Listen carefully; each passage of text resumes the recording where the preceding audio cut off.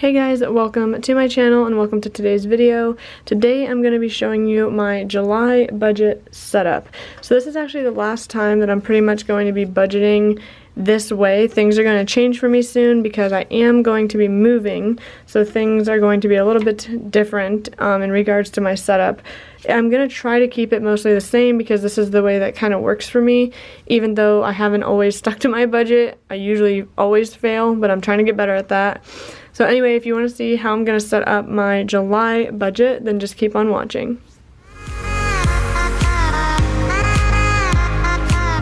So just for the first page of the budget, I'm just going to put the July tab, and on this page is where I will fill in any goals or anything like that, but I like to just, put a little something here just to label it as July. This is going to be the start of July, but then on the next two pages I will go ahead and start the actual budget portion.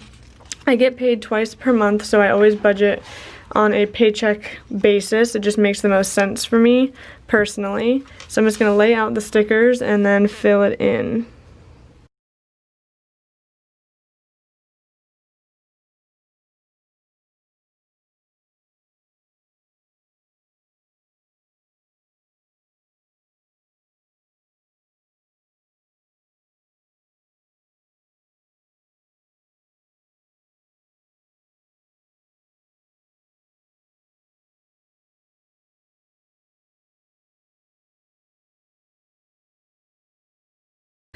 So I ran out of my erasable pens, but I don't want to commit anything to pen right now. So I'm going to write everything in pencil, even though I'm not a huge fan of writing in pencil, but I'm just going to deal with that and do it this way anyway.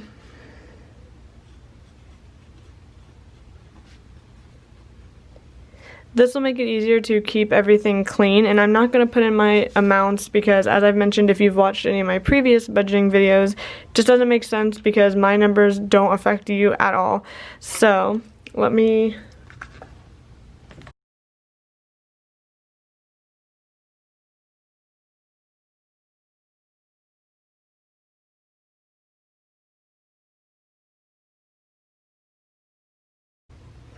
And then I will go ahead and leave one line blank. I usually do this just in case that I forgot something or something comes up.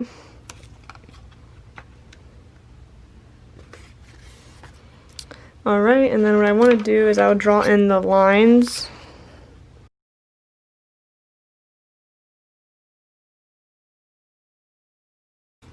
It's actually not looking too bad using pencil. I don't mind this. I mean, no, it's not a black pen, but it does not look bad. And then down here, I will do my sinking funds. To be honest with you, moving forward, I probably am not going to be purchasing stickers. As much as that sucks, I don't know for sure if I won't, but it just is an unnecessary expense, and when you're trying to cut things down, this is like one of the things I would have to go. So I can easily budget without needing the decoration, even though I do like having it. So we will see what I end up doing in that regard, but this may be the last time I use stickers for a little while. So I will set up my sinking funds later. And then I'm going to set up my number 2.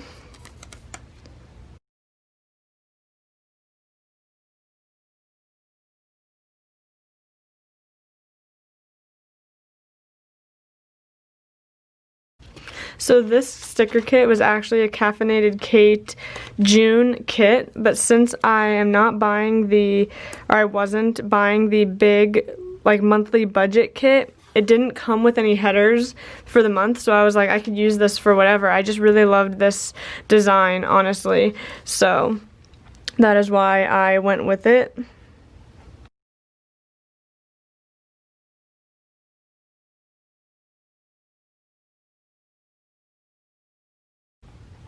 So I'm actually not going to put the total strip for this one yet, only because, since like I mentioned, I will be moving soon.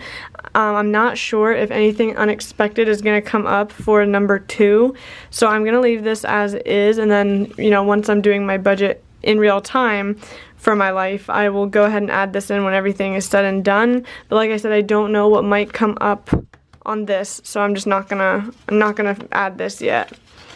Then on this page we have sinking funds.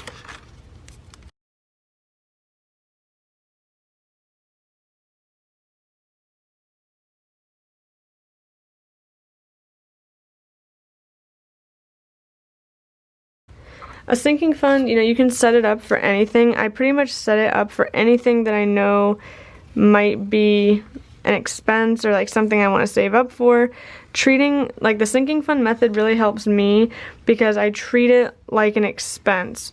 Whereas I'm not always the best at saving if I don't have anywhere to like designate it, if that makes sense. I know that's bad, but this method really helps and has helped me save a lot because I treat it like a bill every month, Like I mentioned, I put sinking funds here as an expense because to me, in my mind, it's something that's non-negotiable. So it really does help me save. So if you have trouble with saving also, create a sinking fund for anything and everything. If you're trying to move out or you're trying to buy a place, sinking fund for that. If you want to buy new clothes, create a sinking fund for that. If you want to have an emergency fund, sinking fund. I just do that and it really helps me to, like I said, it just helps me to create. It just makes it an expense in my mind. Like I said, it really forces me to save. And anytime I ever have had a sinking fund set up, I have never missed putting money into that sinking fund. Because again, as soon as I get paid, I transfer over. So that money's gone in my mind, which is very, very helpful. So now in my last budget for June, if you saw, I did have this page designated to debt, but I am proud to say that I do not have any debt at this point. So this is actually, I'm not even going to need that. I was able to pay off the remaining bit of my debt, which is great. So now I'm just going to go ahead and make this page the spending tracker. I will be honest, for June, the spending tracker, I did not really keep up with it, which I believe I mentioned that in my June setup that I am not usually good about doing like a transaction log, but I'm going to give it another go because I have the stickers.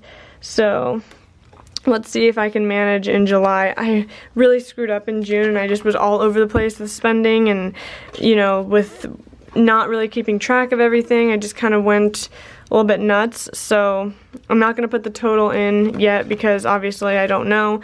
I'm going to give it another effort for July. Since, like I said, I'm going to be moving, I'm really trying to just keep any spending to a minimum, especially unbudgeted stuff. I'm just trying to keep it all within what is budgeted. So that is it for this setup. Here's the first page where, like I mentioned, I will go ahead and put any goals or notes, whatever.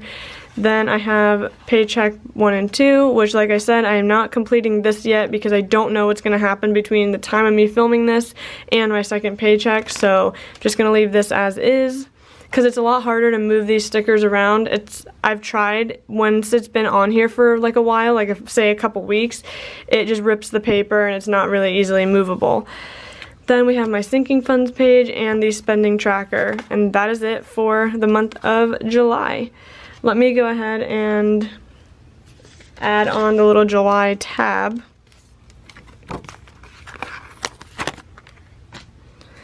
I want to try and line it up with June as best as possible.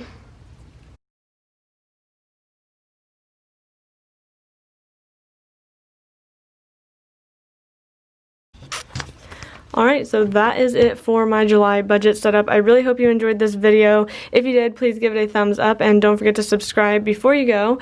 And like I said, I'll definitely be making some changes to my budgeting moving forward now that I will be moving. So I'm pretty excited for that and excited to see where this goes. Wish me luck in my July budget and hopefully I will stick to everything as planned.